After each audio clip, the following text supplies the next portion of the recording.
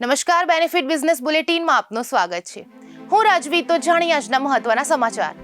Stock market intraday update. Share બજારમાં મોટો ધસારો. સેન્સેક્સ 1352 પોઈન્ટ્સ તૂટી 77,566 પર બંધ, જ્યારે નિફ્ટી 50 24,000 આસપાસ બંધ થયો. અમેરિકા ઈરાન તણાવથી ક્રૂડ ઓઇલ $100 પાર. દલાલ સ્ટ્રીટમાં રોકાણકારોના ₹15 લાખ કરોડ ડૂબ્યા. ઈ કોમર્સ કંપની મીશોને ₹1500 કરોડની ટેક્સ નોટિસ. આવકવેરા વિભાગે 2023-24 માટે માંગણી કરી. કંપનીએ આ નિર્ણયને પડકારવાનો સંકેત આપ્યો. કાયદેસર રીતે નોટિસ સામે લડવાની તૈયારી શરૂ. IRFCએ જાહેર કર્યો બીજો વચગાળાનો ડિવિડન્ડ. પ્રતિ શેર પર ₹1.05 ડિવિડન્ડ મંજૂર. 13 માર્ચ 2026 રાખવામાં આવી રેકોર્ડ ડેટ. 30 દિવસમાં શેર હોલ્ડર્સને ચૂકવણી થશે. સ્વિગી HDFCના નવા બ્લેક અને orange credit card launch. Food, travel અને ઈ કોમર્સ પર કેશબેક સાથે ₹48,000 સુધી બચત થશે.